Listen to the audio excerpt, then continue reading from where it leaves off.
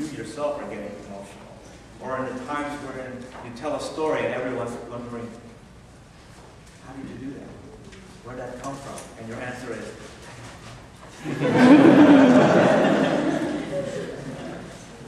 so all of that distance to travel and all of that pain just so I can get that little game, those little things I kind of live for. I can't not do this, which is the reason why I'm here. If I were told not to do this, I would still find a way to be doing this. Yes, it is painful. It would suck for people who don't love it. So hard. Can somebody pick for me? Were there any aspects of the story that were left out of the final production that you really wish didn't happen? Yes.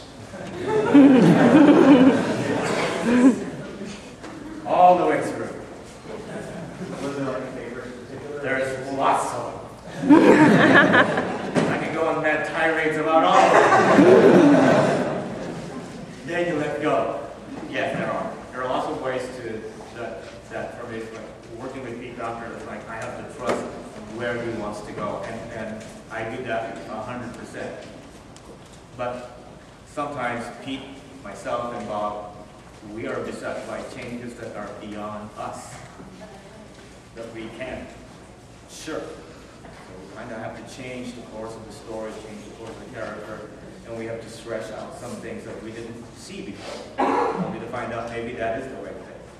But that doesn't mean that the things that we were favoring were wrong.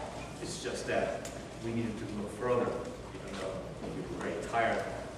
So there are sequences towards the end, third act, that I had to work on that I had fought tooth and nail to make real. I drew it up, I painted it, I even painted the horses as well as I could.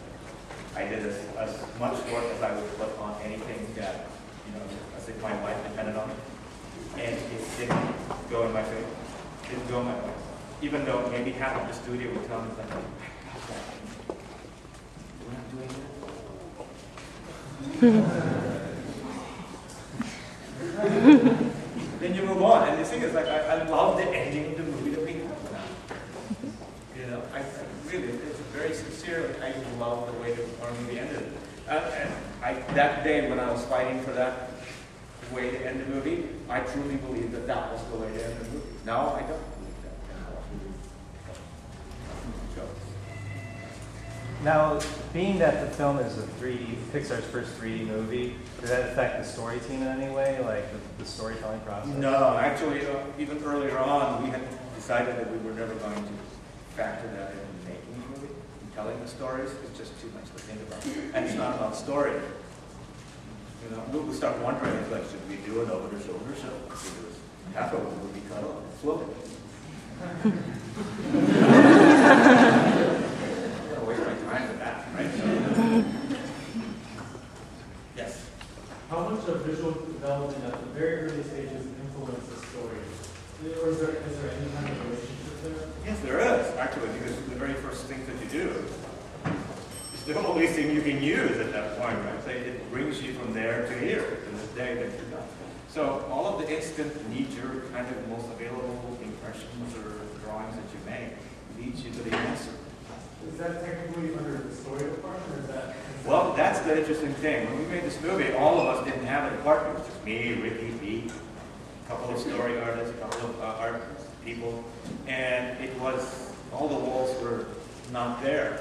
I was functioning as helping out in stretching out production design, and Ricky did a sequence in our story reel. Pete was writing as well as like trying to marshal the forces here. Some people were doing story work. We were all designers, writers, creators. It's kind of like the Big Bang, when all the elements are kind of like, that's what we were. That's what we were. And because of that work that we did early on, we knew what the movie was going to have to